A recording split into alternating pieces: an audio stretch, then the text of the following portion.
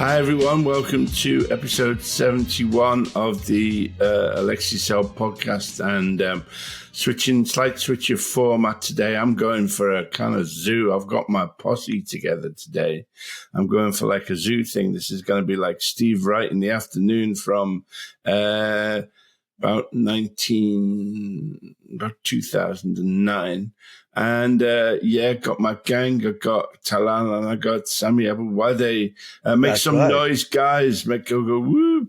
Woo. All enthusiastic, do some clapping as well. Woo. Woo. Woo. Yeah, we're gonna be doing the recipe later and crazy things that tortoises do. We've got, and then I'll be doing some of my comic characters. And I'm, of course, bringing my biggest arse competition back after 3 years away.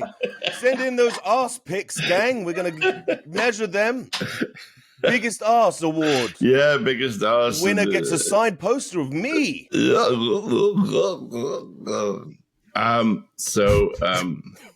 they were just, we're trying to keep it more conversational than. So, Sammy, tell us about yourself. Welcome to the early morning, afternoon, evening crew on right? KCZMJJJK.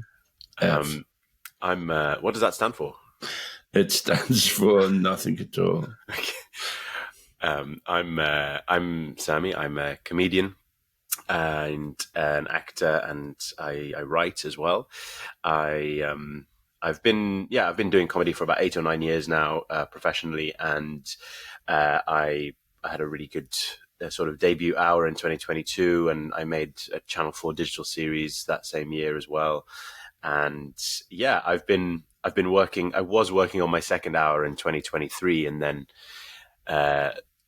everything started happening in Palestine. Oh, yes. And so I sort of initially had to adjust to that with my comedy, and then eventually I took a little break, and now I'm putting on an hour show now. I've sort of there's people in Gaza. They should think of the comedians sometimes, shouldn't they? How we've suffered really trying to adapt. It's been tremendously difficult for me writing my new series of Sandwich Bar, just because people are being genocided. Eh? Shawarma bar. Yeah. No, it's proper old-fashioned sandwich bar. So, what's your ethnicity, as it were? Yeah, so my dad's Palestinian. My father was born in a town called Limweleh, which is inside the 1948 border. It was ethnically cleansed in 1948. He was born in 1941. So when he was a little boy, his town was ethnically cleansed, and they were moved across the armistice line. Eventually, and my extended family are in Balata refugee camp in Nablus, and also some outside of Balata refugee camp in the West Nablus, which is in the West Bank. Mm-hmm. And my mother, so my grandparents were Irish immigrants to Liverpool. My mother was born in Liverpool. Right. She sends her regards. She's very excited that I'm on this podcast. We all know each other, of course. Yeah. Does she know Iggy Jimmy? That was his Scousey McStab face. You must know him. Do you want me to give her a ring? No, sorry. Okay. I can ask her. Yeah, we all do know each other. Yeah. I always forget you're half Irish as well. That's the... Yeah. Scouse. Yeah, Scouse, Irish, it's all... That's an interesting part of my identity, because we wouldn't really call ourselves English, because it's a bit complicated in that way. I'm sure you might understand that, Alexei. Sure. So I suppose ethnically we call ourselves Irish in that sense. And I was born in Kuwait. We were displaced, I guess you could say, because we had a life there. My parents were there for a good 25 years. A lot of the people who did the sort of both administrative work and I guess physical work were in Kuwait were Palestinians. That's right. Exactly. It was the center of the Palestinian diaspora in the 50s, 60s, 70s, and 80s, I would say. Right up until the invasion by Saddam Hussein.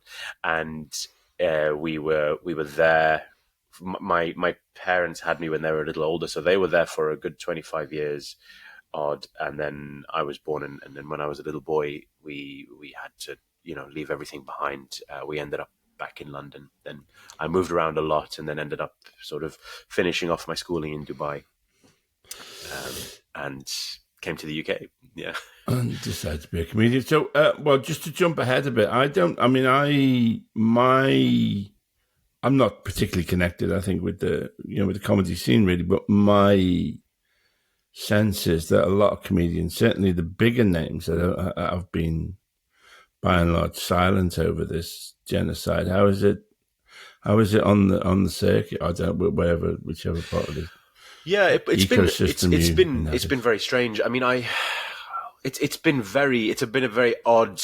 However, God knows how many months it's been now.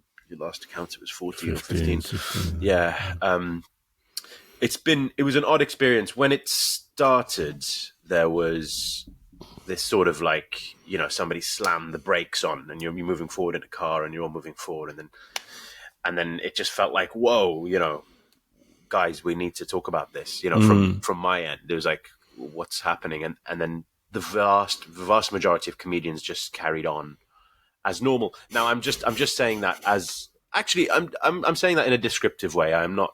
Yeah, I'm really genuinely not judging them, to be honest. Like, I think that's a very complicated conversation. How a comedian specifically, especially a stand-up on the circuit, should respond to something like this, and that's a complicated conversation. But whatever the rightness or wrongness of it, it is what happened. The vast majority of comedians carried on doing their stuff, and so we'd be in the middle of this, genocide a few months in, and you have comedians talking about, the routine stand-up comedy material, ex-girlfriends and ex-boyfriends, and ordering pizza and things like that. Yeah. And as both an act and an audience member, it felt quite jarring. That felt very, very jarring. Did you get a sense that audiences also were aware of that dislocation? Or no, really? Audiences didn't. Mainstream. I have to say, my experience of mainstream audiences, because I was one of the, in my experience, few comedians who had shifted their entire material in order to talk about Palestine, and most mainstream audiences either didn't want to hear it, or didn't want to hear it in the way that I was presenting it. Really? And that, in a way, that was more distressing for me than sort of the comedians not talking about it. The comedians not talking about it, I was like, you know what, you do you, that's fine. But it was the audiences who would react negatively towards certain things, which would be like, really? You think you think Benjamin Netanyahu is not a war criminal? Like, you have a problem with me making a joke about that? And it was like, it was really surprising, the number of people in mainstream audiences. When I say mainstream audiences, I mean your regular punters. They want to go out for a night of comedy. They see something advertised and they turn up. Give me an example of where this would be. Oh, really? Anywhere? Like, honestly, any sort of central London club, any sort of central London club that has a lineup of your sort of a typical stand-up lineup, I'd say. And it was a few different places, and again, like, no fault of the club at all. It was just a phenomenon that sort of, it was the general public, the shared ideology of the general public, sort of abutting against the politics of what is decent, I think. Right. And yeah, it was a very strange experience, having to sort of go through that. It was very, and at the same time, I mean, you were joking when you said that, the residents should think of the poor comedians in the UK, but that was like, at the same time, it's like you were hitting on a truth there, where it's like, I can't really complain. I was like, this is very difficult to be doing this, but there's a genocide going on. Like, I'm not going to speak publicly about the challenge of making comedy in this time, because that's irrelevant at this moment. Yeah, and it was, and to some extent, it's not. I wouldn't say it's irrelevant. Nothing's necessarily irrelevant, but there is a pecking order of issues, I think, and this issue is further down the list than certain other ones, I think, when it comes to what's actually happening in. Have you noticed any of? I haven't. Have you noticed any of the other? Mainstream comics, the famous ones, taking a stand. I know Nish Kumar, for instance, was at that. Nish has been very good. I mean, I gigged with him. I did a stand up for Palestine, not stand up for Palestine. It was stand up for MAP, for Medical Aid for Palestinians at the Comedy Store. He was on that lineup. He was very good. Rob Delaney, wow, he's really come through. Like incredible guy. Wow, yeah, really, really, like so heartwarming to see what and to chat to him backstage and it's like wow, so yeah, they're speaking up. That they're doing their bit, I suppose. Otherwise, it's been off the top of my head.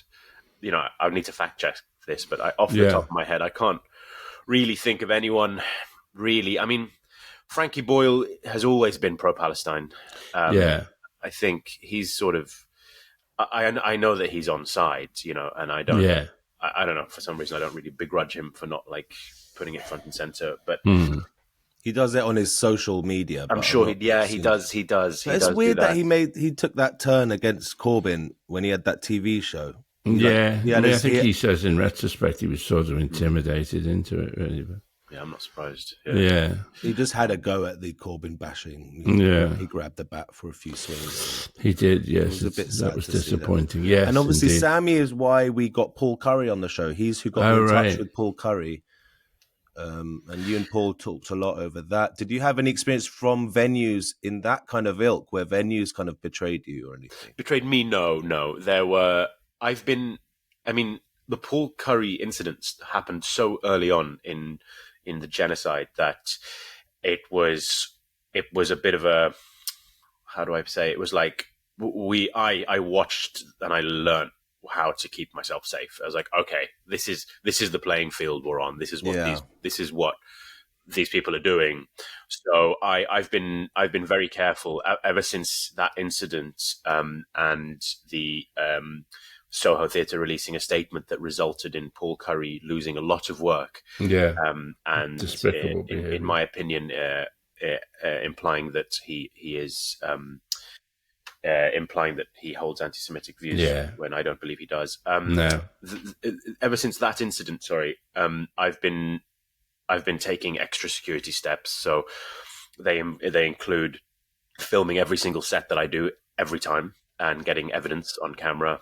That's why you do that. Yeah. I film every single set that I do. When I engage with the audience, there have been moments where, I've engaged with an audience member or audience members who are very, very clearly not on side. And it's about staying calm, asking questions, and being comfortable not being funny for a few moments. And so it's like, yeah. I mean, that whole thing really sort of was a bit of an education in how to then navigate that world of performing comedy about Palestine, right, within the UK. Yeah, and I'm very happy if any comedians want tips or want to talk through stuff. I'm safe. I'm always happy to talk to them about it. Sounds like it might be worth it. Yeah, because it's a new world now, and it can be scary, but I think if we're well equipped, we can do something. Yeah. What happened with Reg? I mean, Reg D. Hunter just kind of kept his head down, did he? Or what was? Yeah, I didn't really follow that. All I know is he had some apparent, they appeared from the story to be disruptors in the audience, and So what's interesting is I've noticed since the start of all this since the genocide started and the sort of turning up the propaganda to 11 through every channel available that the powers that be have, I've noticed a difference in how people who are new to Palestine or relatively new to Palestine or don't necessarily have lived experience or intergenerational experience of Palestine, how those people engage with it and how people who are a bit more seasoned with it engage with it. And it's like, I think for a lot of Palestinians, we know, especially Palestinians in the West, we know we know how to play the game a little bit. You know what I mean?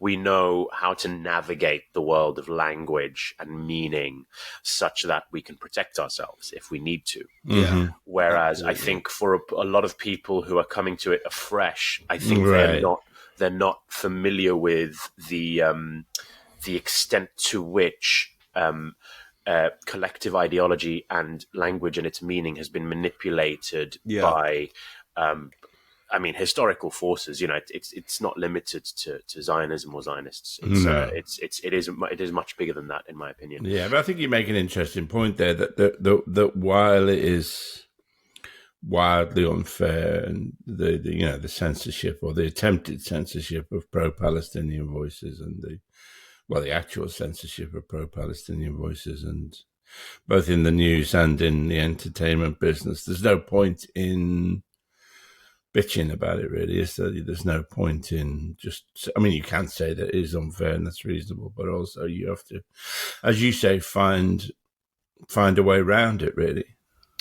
Yeah, it's sort of this, it's this dance where it's like, well, this is the game. The rules are sort of set in the West, right? And we know what they are, and depending on which space you occupy and which circles you move in, there are ways you can express yourself that will potentially be more effective, and there are ways that in other spaces you can express yourself that may be both effective and more true. Does that kind of make sense? Well, I don't know. Expand on that. I don't know. I suppose if I'm having a conversation with, so for example, you do crowd work, if I were to do a set, the reason I brought up mainstream audiences before was because a lot of the gigs I've done in the last year and a bit have been Palestine solidarity gigs, right? And they are a completely different crowd, and it's not so much that I adjust my language, but there are certain things that I will say differently, or certain jokes I'd make a bit differently, because the Palestinian solidarity crowd will cheer and enjoy certain jokes at the expense of genocidal politicians, for example. Whereas mainstream audiences feel very uncomfortable with that, and so what I'm illustrating there is a situation where, as a Palestinian or a person who is sympathetic to the Palestinian cause, going into the space of the mainstream audience, I have a question to ask myself is, to what extent do I want to keep these people comfortable, and to what extent am I going to sort of push the envelope and sort of knowingly make them, because I know that a proportion of the crowd will feel uncomfortable when I make a joke at the expense of Benjamin Netanyahu. Right. And it's a question. That's sort of the question that we must ask ourselves when we go into those spaces, and then make a choice and then follow through with that choice, ideally. And there is no right or wrong answer in that situation. Like, if a comedian wants to adjust their set for a mainstream crowd in order to do something they might feel is more effective, then so be it. I remember watching Mo Ahmed for the first time doing stand-up when I first heard of him a few years back, and when I was making my show, my first hour, it was centered around my Palestinian identity, but that was sort of incidental. It was more about having multiple different identities, having grown up in lots of different parts of the world and having more than one heritage. And I was researching Palestinian comics. I was like, how do Palestinian comedians talk about being Palestinian? This is in 2019. Yeah. I was like, how do they do it? Because it's so complicated. It's so, especially diaspora Palestinian experience and identity. Because in comedy, as you well know, you want to get up on stage and you want to sort of, it's very useful to be boxed in, to be typecast, to say, I'm the posh English guy, I'm the working class, so-and-so, and then you can make jokes around it. And I found it impossible to write that for being Palestinian that did not co-opt sort of prejudiced ideology. Yeah. So like jokes where it's like, a terrorist, or jokes about losing land, or it's like, well, being Palestinian is so much more than that. I kind of don't want to lower myself to that. And so I was looking at them, and then Mohammed, I saw Mohammed, and I saw his big set. I think he was on Conan or something, and he didn't talk about being Palestinian back then, as far as I remember. That's something I remembered. I was like, you're not centering being Palestinian. He talked about being mistaken for being Mexican. He talked about a lot of things. Again, I'm not judging him whatsoever, just an observation. And so it's like he went into that space knowing it's like these people, their ideas about Palestine are so, the average American sort of audience member at Conan or whichever show he did, their ideas about Palestine are so manipulated by propaganda that he's like, I have to sort of work with that. I have to ease myself in a little bit. So that's what I mean to your question of give me an example of what that means. And he has now, I mean, with the TV show, he has, it's much more about being Palestinian, isn't it? Yeah. Well, the TV show is a way of expanding the dialogue and hopefully enhancing the general public's opinions, because that kind of humor you're talking about, Sammy, where you're relying on the typecast that you are, that is so reliant on stereotypes, on what the public sphere's general opinion is of a certain class, breed, whatever. Yeah. And so if you're going to play to that, you're going to have to do the terrorist joke, the fucking falafel, fucking whatever. So by adding more to the conversation, like he's done with his TV show, hopefully the stereotypes slowly will change over time. So I'm really glad that show exists, even though I've only just started watching it. I'm glad that these things are being injected into the conversation. Like absolutely, yeah. It is so important that it's out there. And I think I really encourage new comics, especially new, just because we share an identity, new Arab comics or comics who consider themselves Arab or have Arab heritage. I really strongly, I would like to encourage my colleagues to really expand their sort of ideas of how we can joke about our identity that do not involve co-opting the Western narrative, I think. And it's a very, very hard job, because you need, as a comic, it's your job to get in there and get the laugh quickly, right? Yeah. And but sometimes forgotten that we are in the business of laughter. Very much so. Yeah. When I was just starting out, I remember once just playing up. I did I don't know, when I was only just starting, I remember doing like, "Oh, I'm bombing tonight" or something like that kind of gag, and then feeling horrible about it, and then realizing I was too young and inexperienced to really tackle the heavy stuff.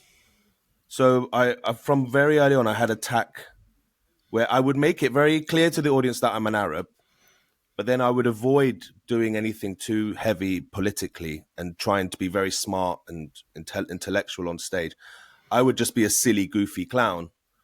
And my intention was just adding that to just existing and being a silly fucker. Yeah. While the audience are fully aware that I'm an Arab, and yet he's being a goofy douchebag and swearing and being silly and, making dick jokes and bum jokes and making them laugh, most importantly. That was like, for me, I'm like, that is a political statement in itself. It's just existing and being likable and silly and Arab. I'm like, that's the minimum I could do is that. I don't have to sit there and preach and lecture them about until I'm more experienced and wise. So, this is something I'm still struggling with, and I'm trying to work on something, but I haven't found it yet. I don't know. But when I saw you last year, Sammy, if I can just I haven't known you since the beginning of your comedy career, but when I first saw you performing, I think Alexei was there with me, actually. It was at Palestine. It was at the Freedom Theatre fundraiser. Yeah. When I first saw you, you were very focused on doing character stuff, kind of clowny stuff, but you would have all these different guises you'd walk on as you were saying, focusing on the multicultural aspect of your life and with a political thread through it, but it was very silly, very fun, really hilarious. And then the next time I saw you once the current war began, you'd completely changed, and you had only a couple of character bits in there, and then the rest of it was like you were working out some new tirades, Netanyahu jokes, ranting, and it was furious and angry. Yeah. And I think you were really struggling to reach that point, and then you finally just dove in and started bashing it out. What was that like for you, deciding like, I'm going to go up there and talk and try and teach these motherfuckers something, or is that what you were even thinking? No, it wasn't. I would never walk on to a comedy stage with the intention of teaching an audience anything. I think that's once that's your intention, that way comedy does not lie. Yes. So no. And I had for whatever, the first 6 years of my comedy, I was doing silly characters, as you say. I was doing comedy. I would call it character clowning. So it was sort of like in character, very committed. And, I was a flamenco guitarist who couldn't, nobody could understand what he's saying, but he's speaking English, and he would sing a song to make people fall in love and those sorts of things. And so the sort of the hard gear change, which you're referring to, was a challenge, because I realized, well, I have to find a way to talk about this on stage. And I had two realizations. I was like, my wheelhouse, which was character clowning, I couldn't see a way for that to be used effectively to talk about this stuff on stage. And so I made the decision quite quickly to just go fully into stand-up, which is not something that I had ever done before, but having done comedy for several years in a different form, I had a lot of skills that were applicable to stand-up.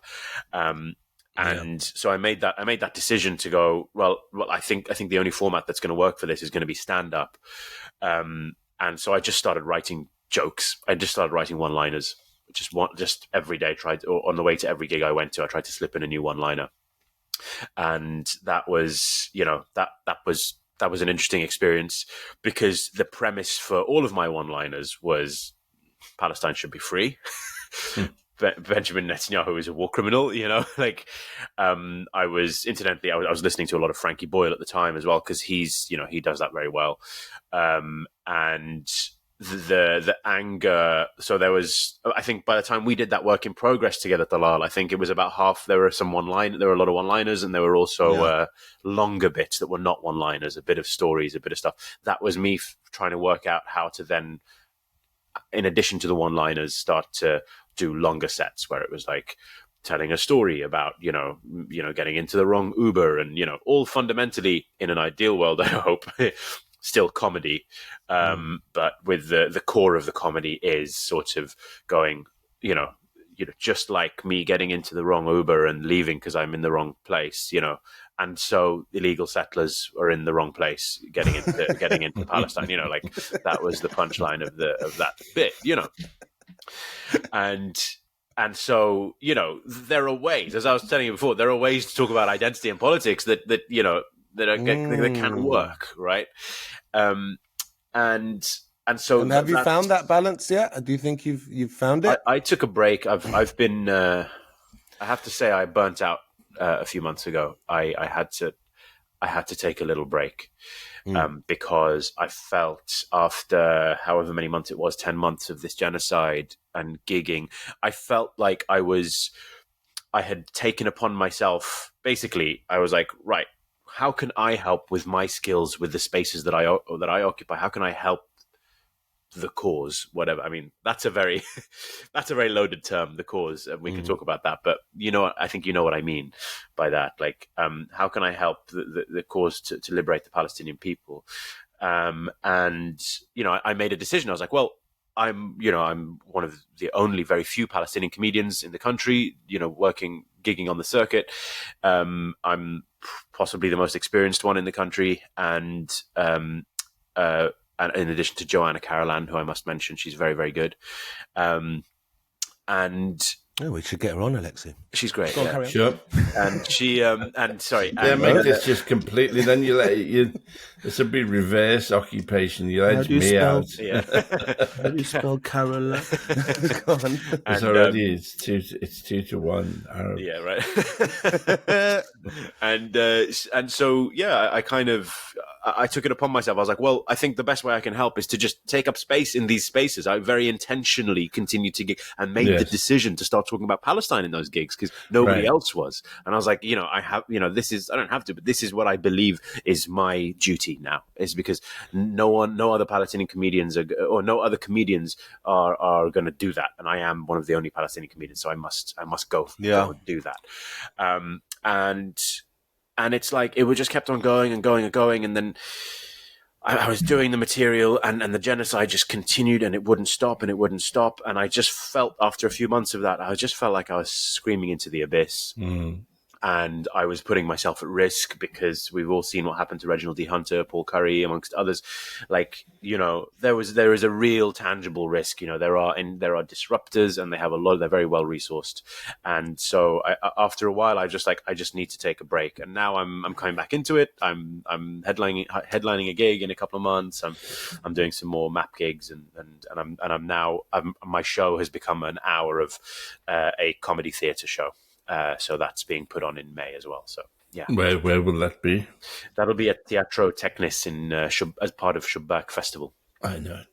I mean, is that your aim now to do to get a new hour and it's up to the dreaded Edinburgh? And it's all that? happening. Edinburgh Fringe. That's an interesting conversation to have, really, isn't it? Because I made the conscious decision to sort of decenter it from my career and my work and my schedule. Because of how, I'm sure you know the reasons why. It's prohibitively expensive. It's quite difficult to get into. So it's not that I wouldn't do it. And I have I applied to do it. But it's not the end of the world if I don't do it. It's just another festival, really. It's just another festival. Yeah. People go there to get the attention of TV people. I kind of got that with my last show, and I don't feel like, it's not, like I said, I've decentered it. It's not the be all and end all anymore. I'd go. Leicester's the new Edinburgh now. Is it? Yeah. All right. Leicester. It's Hear more that, fringy. people? It's what an actual fringe should be, but it's big enough to make you some money, hopefully. Yeah. Edinburgh's just been like a trade show, hasn't it, for years, right? Yeah. So that's to sort of speak to what you were saying, Talal. Yeah, I took a break, and now I'm coming back to it in a much more. Yeah, I feel a lot better now. I'm coming back to it in a much more sort of wholesome, I guess, way is one way of putting it, where I'm kind of much more aware of what I'm trying to achieve within the work itself. It's kind of like the story of the fucking, I don't know, like the revenge kung fu film, that the guy's like been through the gauntlet, got beaten up really to the end of his tether, goes home, licks his wounds, recovers for 4 months in a den, does 200 push-ups a day, and then comes back, and now he's so much more zen and in control. Walks into any room, looks at all the enemies, knows exactly where to punch them all. That's you right now. The Arab version of that. The Arab theatre clown comic version of the kung fu. It's an interesting point as well about, I think that, the idea, I suppose people can't necessarily do it, but I think to step back from your work if you can. I think the worst thing is probably to keep on grinding for years in the same old way without reflecting on what you do, and that's not there is a certain attraction to working all the time, because it can make you sharper, but there's also something to be said for stepping back, really. Absolutely. I feel like I have so much more clarity now that I stepped back for a few months, and so much more clarity in what I can do and how I want to do it and how I want to say it as well. I remember terrifying Lenny Henry years ago, because Lenny just worked out. Less so now, but he was, he'd be doing fucking RAF bases at lunchtime, and I just said to him, the less I do, the better I get, Len, and he was just threw him into a terrible panic, really. And I was just trying to fucking his brain, really. But I think there is some truth to that, probably. No, absolutely. When you're even like a skill or a hobby, I find that having a break from things, sometimes you come back with a brand new, a bit like I'm a amateur drummer, and if I haven't drummed in a long time and I sit in front of a kit again, something in my brain is like reorganized itself, and I'm just thinking about it in a new way. Yeah. And I do something that impresses me, and I'm like, oh, that's new. And where did I get that from? Whereas if you're just constantly doing it, you find yourself in one train of thought. Yeah. You're just going down the same track, and it's useful. It's like they say, skill. It's like breathing. They say, like you creating is like breathing out, and you have to, take some time off for it. Just stop breathing for a week or two. Yeah, but it's like, breathing in and breathing out. You want to create, it's giving life to something and breath, and then you can't breathe out constantly. You have to take a break and take a breath. Yeah. I mean, my own experience has been, yes, that I would be, now that Sandwich Bar is done and dusted and going out on the 5th of March, everybody, right to your MP. Email the BBC about it, that I feel it just struggling with what you do in that situation is just has been a challenge that nobody would dreamt that we would ever face, really. And my approach has probably been different to yours. I remember telling Rich, that the producer, that this is going to be, I'm not going to back off from saying, this is going to be all about genocide, and it's going to be really, and I found in the end that really that wasn't my. That approach didn't work for me as an artist, really. That I couldn't, you can't. Our job is to be entertainers, like you said, and get laughs, and not to be agitators. And so, it is a show which I think, in a way, even when it's not talking about the genocide, it's talking about the genocide. Hopefully with Sandwich Bar, and I think that I hope that it will be. Really powerful, really. And then it's because it's suffused with a sense of where we are now, even if I'm just talking about some other subject, it's kind of there in the background, really. And because you can't be a lecturer, can you? I think you can't be a lecturer at all. I mean, what I find interesting, what I think we've in the West, I suppose, kind of lost, perhaps, or maybe we never had it, is the world in which activism, agitation, and entertainment all coexist.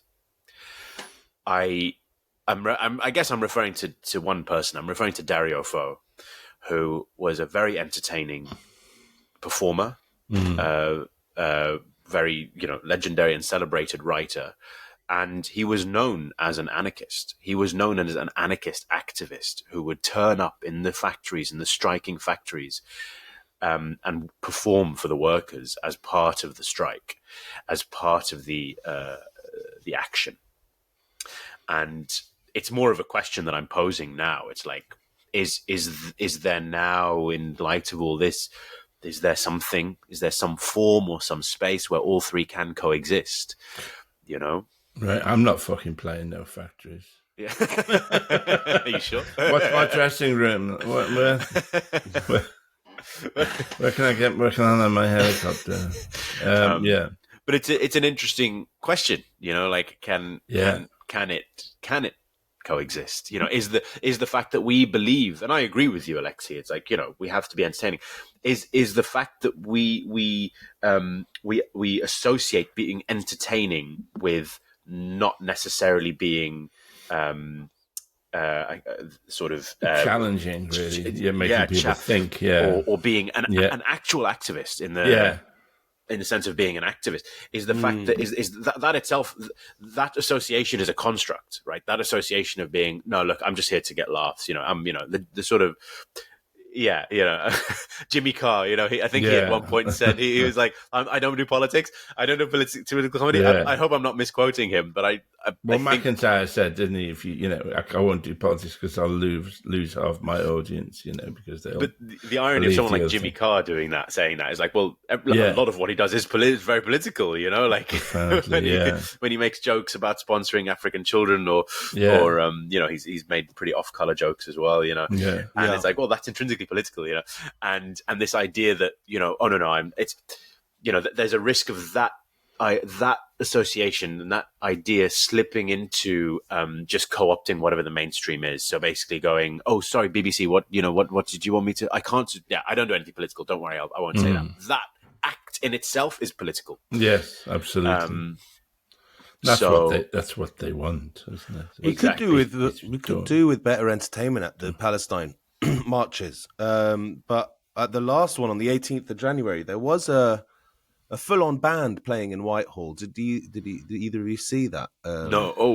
The one. I saw some Debka dancing, and there's some Debka dancing, which is fun. There's always like 3 dudes with like extremely loud, extremely crackly speakers, which kind of ruin the vibe. I fucking get so angry with them.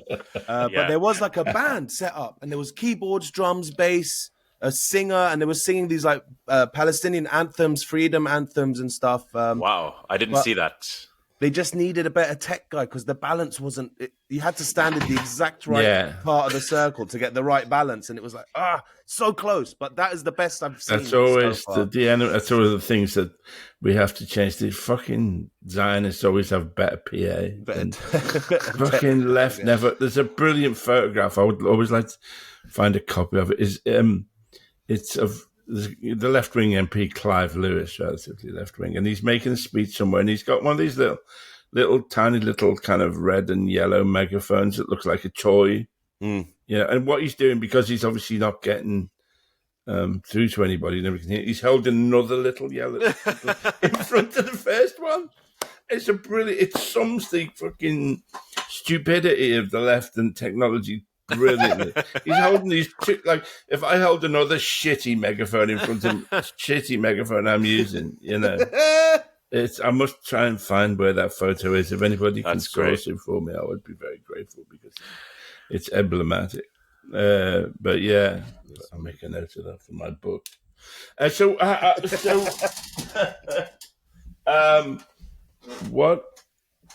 Where are you at?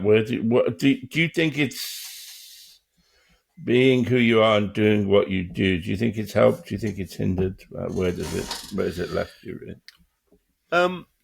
Interesting question. Has it helped? It's very hard to measure. Yeah, you could do. I mean, you could. Yeah, I mean, it's just it's a. Yeah, it's something that's very difficult to measure. I think. Yeah. I think we will. I mean, the question I ask myself isn't really like, well, I do ask myself if I'm helping, but it's also, in 30, 40 years' time, if I'm still around, will I look back and regret what I did or didn't do? And I don't know until I reach that stage, but I would hope that the answer is no. I didn't regret what I did, I didn't. I didn't. I do think that does. I mean, I would argue very strongly for doing the right thing, even if it cost you in many ways. This is going out to the audience in a sense that it has been my observation that if you do the wrong thing, it can, if you're an even halfway decent person, it can corrode you in one way or another, really. It can eat at your soul. Stormzy. Yes. That's what I was thinking of, yes. Yeah. Stormzy. Yeah, so does it... Stormzy. Where am I at? I think I'm glad to be making the work I'm making. I'm very grateful to have the physical health, the mental, wherewithal, and the resources at my disposal to be able to make stuff, because a lot of people don't have that, and I'm very grateful to be able to do that, and I'm very happy to be able to do it for a reason that is important to me. Yeah. And that's probably where I'm at right now with it, I think. Yeah. Do you think do you get those panel show offers? Are you in that league yet, or no, you think they would never? Not quite. I don't know how I'd perform on a panel show. I think I'd be quite confused as to what's going on around me. I would spend too long just staring at Jimmy Carr's round moon-like face. Oh, fucking what's that? Oh, fucking what's she called? Rachel Riley. Oh yeah, her as well. Yeah, I would be. I'd probably have a mental breakdown if I went on a panel show. No, I mean it's interesting. It's difficult. Well, well, in fact, I was going to go on a panel show, and then I found that one of the guests was somebody I would disagree with, and I pulled out because I couldn't either sit quietly grinning at them, or I couldn't, I couldn't.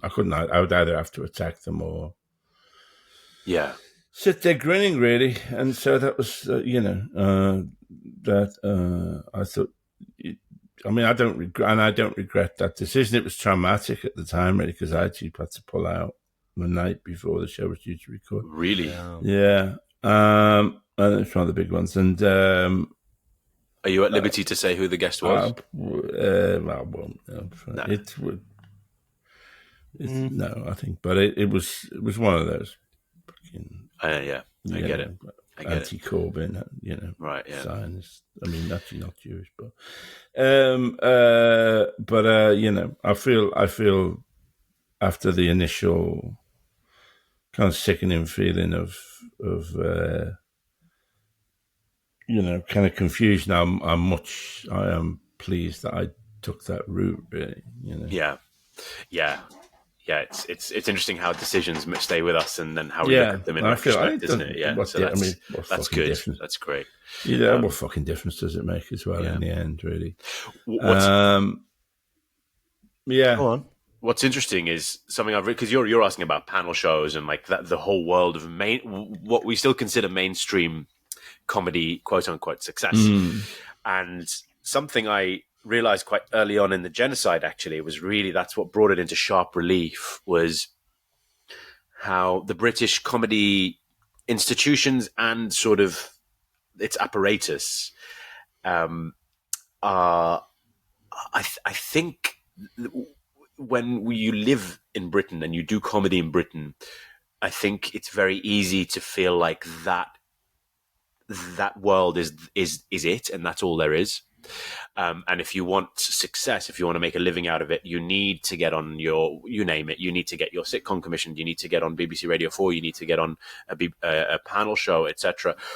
And something that really gave me, really sort of drove me forward during the genocide was seeing comedians who had got their following online. They were not interested in TV. TV wasn't interested in them. And they were doing very well out of it, and they were speaking out. I mean, I'm talking about Sami Abu Wardeh here, really. Whatever you think of his comedy, the fact remains that he has garnered a mass online following. He goes to a place, sells it out, and then, talks about Palestine. I don't know who he is. He's an American Palestinian or Palestinian American comedian who he, prior to the genocide, he's a very pun based comedian, and now he still does a lot of puns, but it's all very he still does a lot of puns, but it's all very centered around Gaza, Palestine, America, Israel, all that kind of stuff. Very, very like on the nose. Like he really goes for it, and I have a lot of respect for him for that. And I was like, this guy's just done it, by himself. And it made me go. It made me kind of look at these institutions that we speak about, of which the panel shows are a part, and kind of. I think they're on their way out. Maybe I'll be proven wrong, but I think TV's dying, and I think the industry. Well, self-evidently, it's dying because less people are watching it. Yeah, and it gives me, I don't want to take pleasure in the death of an industry, but it does give me hope. It does give me hope. Yeah, no, well, it is. I mean, obviously, there is also the potential for, that the right and and just stupidity is seized on the internet, in a massive way. But nevertheless, I've said this before, but people sometimes complain because, obviously, Facebook and, X and, they fuck with, they censor people. Big time. Yeah. People moan about that. But on the other hand, if you wanted, you can still get the word out to millions and millions of people. You can do that, I think about when I was in left-wing politics in the 1970s, that you would have to either freaking print your paper on this thing called a Gestetner machine, which did like blurry copies of it was like a sort of Italian pasta making machine, but for propaganda. You'd either have to do it like that, or you would have to pay to have your newspaper, your terrible newspaper, typeset, in lead, and then printed off at some printers in Walthamstow, and then you would take your papers and try and sell them outside the main railway station, and people would punch you in the face and sorry, that's not funny. Sneer at you, and that you'd stand there, read the worker, paper of the government's supposed to be in most. I mean, compared to that, fucking hell, the way to spread the word now is so much easier than standing there. Or you'd have to stand outside some political meetings with every other fucking lefty on the planet selling their dreary bloody papers, Yeah. So, I mean, there is a world of opportunity out there to at least get the word out. I know that there's a massive amount of noise as well, but yeah. So do you think that's what you'll do? I mean, that's what you want to do. I just want to make work. Like, really, yeah. I think it's very easy, especially I think comics have this problem of, we have this problem of wanting to sort of plan out our careers sometimes and to go, if I get this gig and that gig, I can do that and that. And I've come to the realization it just doesn't work like that. If you, like they say, if you want to make God laugh, you make plans, and you just, it doesn't work like that. You kind of, I just really want to focus on the process of making good or the best work that I can. Yeah. Good or not is up to other people. But, I just want to focus on that process, and I want to be able to do it in spaces that are appropriate and supportive, and that's really what I'm doing moving forward. And if something's good, then if the people like it, that's great. If it's not, I always think, in terms of that, you shouldn't see. I mean, the experience of working with hostile audiences is not a bad one for a comedian to have. You shouldn't necessarily put yourself through it if you can get away from that shit. But it's a useful thing to have done, I think, really. Oh, yeah. I mean, sorry, by appropriate spaces, I meant a theatre that has like lights and sound. Yeah. Sorry, I meant like not the factory. Yeah, no. I was not the factory. No, I was just which is the factory. Where the strikes are happening, going entertaining the strikes. Yeah. No, I actually, to speak to that point, Alexei, I really enjoy hostile audiences. Really? I take great pleasure in hostile audiences. Really? I've only really bombed, obviously, I'm not going to, but there's only really one bomb that made me sort of go a bit red I get red in my ears. I don't blush. And my ears go hot and red. There's only really one, and that was a tech issue. And I ended up eating a cigarette by mistake on stage. It was complicated. And yeah, well, I hate hostile audiences, but I think that having had that, it's an essential part of your armory that you should know how to deal with them and have dealt with them in the past, I think. Yeah. Oh, I guess it depends what you mean by hostile. I think if it's genuinely disruptive and not letting you perform your comedy or get a word in, then that's a waste of time for everyone. It is a waste of time, but it doesn't do you any harm to have been through that. Yeah. And sometimes to have won, or even to have, it doesn't do you any harm to have been through that once or twice, I think. I hope people don't listen to me saying that and now intentionally. Yeah, that's the worst. That's it. It's on record now. This podcast's going out, so it's there. People when people come in with the intention of disrupting, it's the worst. But when they're bristled and they say something or something strange happens or they disagree with something you said, that could be used really well. Yeah. And you hinted at something earlier, Sammy, and I just want to the best advice to any comedian out there dealing with hostile audiences or just struggling with their material. You said it earlier, and I completely wanted to jump on it. It's just taking your time is so useful. It's the most useful tool on stage is taking a breath, taking your time, slowing down, and it gives you time to think and deliver your stuff much better and engage with people. It's really cool. Is it worth now in the last bit of our show to talk to Sammy about what's happening? Actually, instead of comedy, let's talk about Gaza and Palestine and Trump and all that shit. What do you think, Alexei? Is that a worthwhile convo? Why not? Yeah. Do you have, the latest developments. This, this. I think I can't decide whether it's laughable or whether to take him seriously with Trump talking about Gaza recently. So, I don't know that I've got anything interesting to say about any of that. Really, with you, Sammy? God knows. I think I mean, it's the way this new right wing have sort of won is by flooding the media, by playing the media and flooding it with garbage. And that garbage originates from words out of politicians' mouths. It's not just manipulated false news. And I think I found a great piece in, this sounds very wanky, but it's like one of the greatest forms of resistance is having inner peace and then being able to center yourself and then intentionally and consistently choose a piece of action or choose a way of life that resists. Yeah. Because what they're doing now is they're going, look at this bird, look at that one there, look over here, look over here, look over here now, look over here. And the minute you start playing that game, they've won. Yeah. And so the thing they fear the most is, our own internal sumud, what Palestinians call sumud or steadfastness internally. I think that's what scares them, these insane right wingers.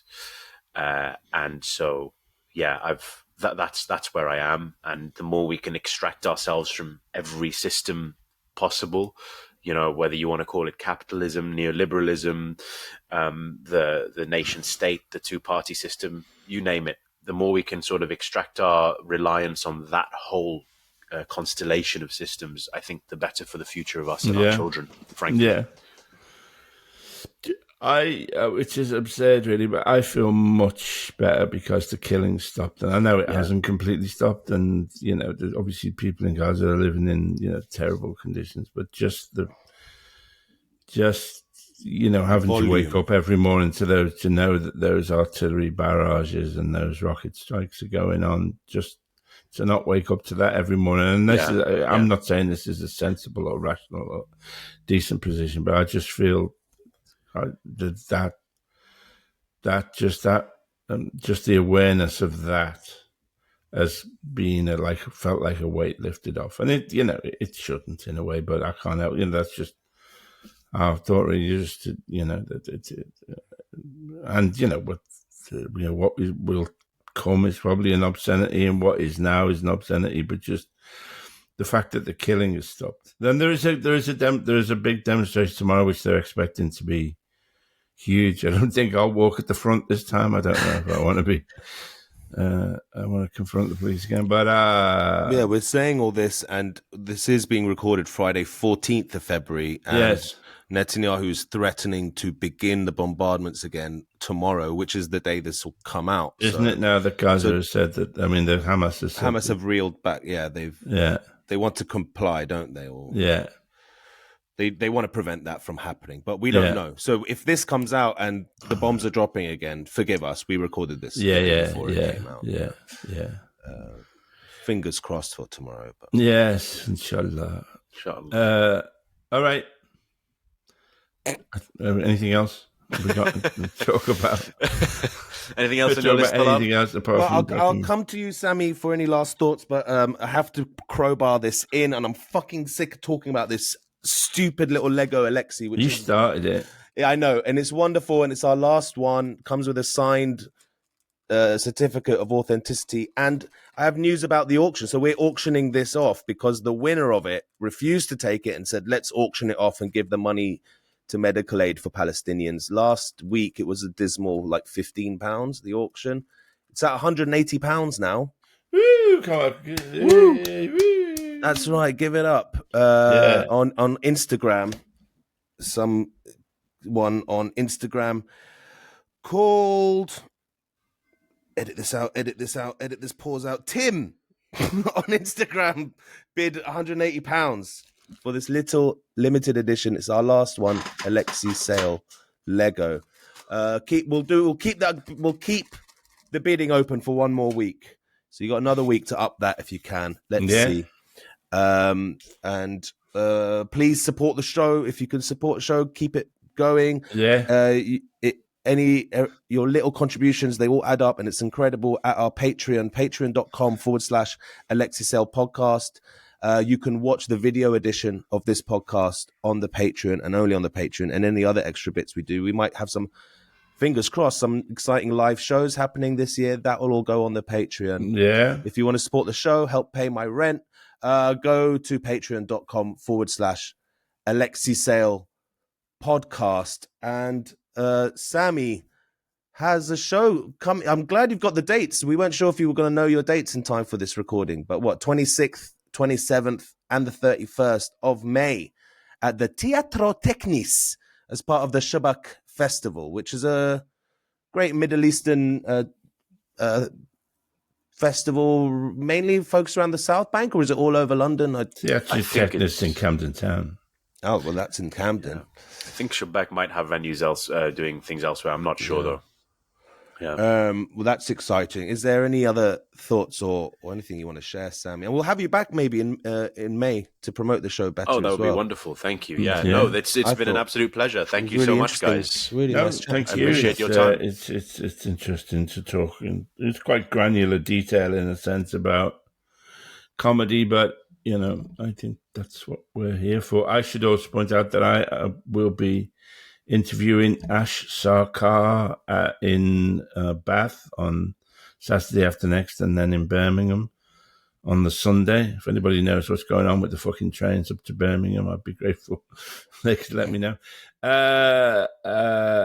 So that's interesting. I'll be really interested to obviously somebody from Novara Media and you are the new left journalists, Lexi, talking to the kids, finding out what the kids are thinking about. It will be the only other time I've interviewed anybody is live, which was late last year when I did Miriam Margolis. I'm assuming that Ash Sarkar won't ask me if I'm circumcised. or recount tales of having random sex with men who ask her for directions in cars. You're doing the Bath and Birmingham ones, are you? Yeah. That's Saturday the 22nd and Sunday the 23rd. Bath Comedia, Birmingham Glee Club, respectively. Yeah. Ash Sarkar in Conversation is what you want to Google to get tickets for that. Yeah. I've got nothing to plug because I'm a loser, baby. Actually, yeah, well, Sammy came to saw my improv team that I tried to plug the other week, Alexei, to much disdain. What did you think of our improv show, Sammy? It was loads of fun, man. I highly recommend people go and see it. It's the first ever Middle Eastern improv team in the UK. I highly recommend people go and see it, just not me. Thank you. We called the Bazaar. I didn't say that bit out loud for a reason. No. We called the Bazaar Show on Instagram. No, it was great fun. Owned it was by really Mark Kuckerberg. And it's not like I've not seen anything like it before, so it was great. And like I was saying earlier, silly and zany. It's not. We're not up there doing like dark. They're basically teaching us about the complexities of Middle Eastern politics in a lecture format. Through the form of poo jokes. It's a 3-hour lecture, I would say. No, it's not. It's improv. It's stupid improv. It's great. Love you, Sammy. Thank you, Habibi, so much for coming. Bravo alaik and mabruk, and I'm so fucking proud and impressed of you, and glad I know you, bro. Habibi, thanks for coming on. Thank you. Lovely to see you, Alexei. And you. Take care. Bye bye. Bye bye, everybody. Bye bye.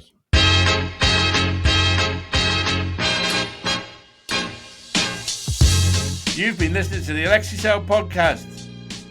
This show is produced and edited by Talal Karkuti. Music by Tarbush Records. Thanks to Audio Boom for hosting us. Please keep your emails coming in at alexeisaylepodcast@gmail.com. Goodbye.